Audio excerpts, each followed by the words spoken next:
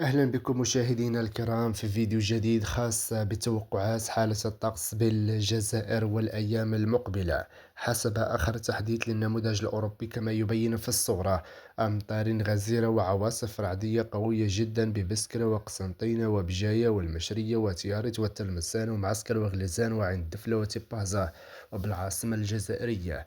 أجواء مستقرة بجنوب الواحات وجنوب الصحراء. يوم الثلاثاء 16 من يونيو، تشكل سحب رعدية بشمال وسط وجنوب وشرق الجزائر. وكما يبين في الصورة، أمطار غزيرة وعواصف رعدية متوقعة بجلفة وبسكرة وتبسة وقسنطينة وبجاية وتيارت والمشرية وترمسان ومعسكر وغليزان وعين دفلة وتبازة وخبيس مليانة والبليدة وتسمسيلت. يوم الأربعاء 17 من يونيو، تقريبا 30 ولاية جزائرية معنية بهذه الأمطار من الشمال إلى الجنوب ومن الشرق إلى الغرب. كما يبين في الصورة، أمطار حاضرة بقوة على الولايات الغربية والولايات الوسطى والولايات الشرقية الجزائرية، وخاصة بالعاصمة الجزائرية، بولاية بجاية، بولاية الطارف، تيارت، تلمسان، معسكر غليزان، عين الدفلة، تبازة، خميس مليانة، البليدة، تسمسيلة، البيض، المشرية، كذلك بتبسة وبسكرة. أمطار حاضرة بوهران والتلمسان وغليزان. هذه المناطق ستعرف أمطار غزيرة وقوية جدا خلال يوم الخميس 18 من يونيو، استمرار نفس الحالة الجوية المرتقبة بالجزائر.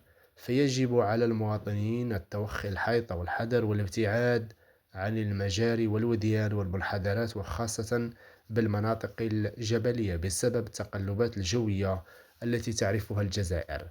هذه الولايات ستكون تحت تأثير هذه الأمطار الرعدية والعاصفية ومسحوبة بالبرد والرعد والبرق في بعض الولايات خلال بداية من الأسبوع المقبل، وتتواصل إلى غاية يوم الجمعة 19 من يونيو 2026. كما يبين في الصورة باللون الأحمر، هذه المناطق ستعرف أمطار غزيرة جدا، وتتراوح كمية الأمطار فيها ما بين 20 إلى 30 ملم محليا تحت هذه العواصف الرعدية مسحوبة برياح قوية.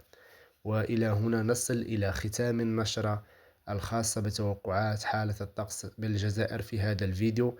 دائما نستمر في نشر المزيد من آخر التحديثات والتوقعات بعيدة المدى، فالمرجو منكم متابعة هذه القناة ودعم المقطع بلايك والاشتراك بها ليصلكم كل جديد. وإلى اللقاء إلى فيديو آخر إن شاء الله.